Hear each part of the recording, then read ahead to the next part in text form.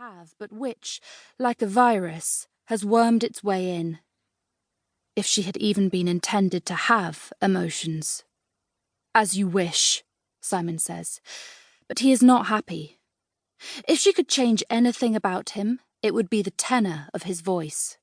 Substitute the unsympathetic maleness with something motherly, something with a hum of warmth, something nurturing and reassuring, something to make her feel less like a witless child. He should be helping her, advising her, encouraging her right now, not accusing. Are you going to continue to act sorry for yourself? He asks, monitoring her mood develop. Or can we actually get back inside out of the damp? The grey hedges at this end of the garden overhang the path. She comes to a stop and massages her hip. His upsetting her by raising all of this again and her resulting restlessness has caused her to walk heavily, jarring it. A warning light of age and neglect. She straightens and gazes back across the garden, the only outside space she knows, a mere 60 paces by 50, although Matthew told her once that it is generously proportioned, and up here, 30+ floors above the city, is as good as unique. In the early days of their marriage, he walked its paths with her each morning, explaining the plants, the countries they came from, and the programme for their maintenance. He delighted in surprising and amusing her, guiding her fingers over the jagged fronds of an Amazon fern, or bending to pluck a tiny alpine flower, and tickling her nose with its minute petals.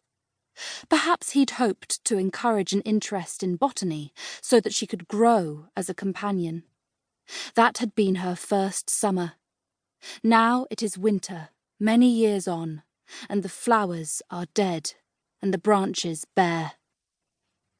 Daniels, Matthew's long-suffering servant, also has been known to proffer an opinion on the garden. No, they certainly don't do anything like it anymore, she's heard him say enough times. Far too much fuss and bother, leaning on his fork, kneading the stiffness from his back with his knuckles. But despite the fact that it is he who must carry out the work, he goes to lengths to make things nice for her, trying his hand at propagating orchids, all because she once showed him their intricate designs printed in one of her husband's books. Each in their own way, her husband Matthew and Daniels, wants her to be content. Simon inevitably has his opinions too, when doesn't he? Generous proportions, he sneered. Prison exercise yard is closer to the truth. Simon is the third male in her life, but in the list comes before Matthew and Daniels as, unlike them, he is in her head from the moment she wakes, eavesdropping on her every thought. She reaches the corner and turns, the gravel crunching under her shoes. Beneath the ridges left by Daniel's rake lies the groove she has carved over the years in the packed mud.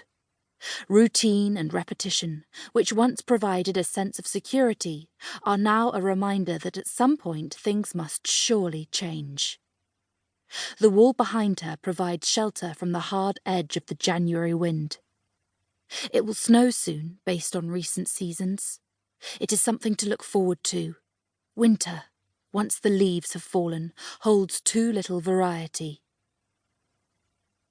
Rain patters her scalp, and she tilts her forehead to the darkening sky to let the drops slide down her nose and cheeks. We should go inside, Simon says. Get out of this. No, she thinks back at him, more fiercely than she normally dares, even though, of course, he is right, and she should. The drab weather, neither one thing or another, is only fanning her mood. The water collects in the hollows beside her mouth, but she keeps her lips closed, careful not to let any in, wary of the seal around her gums. There is a swing here attached to the branches of the crabapple. Perhaps merely to continue to resist, Evie lifts herself onto it, kicking back with her heel, and drifts in the wet air, scuffing the toe of her shoe along the furrow she herself has engraved in the bare dirt.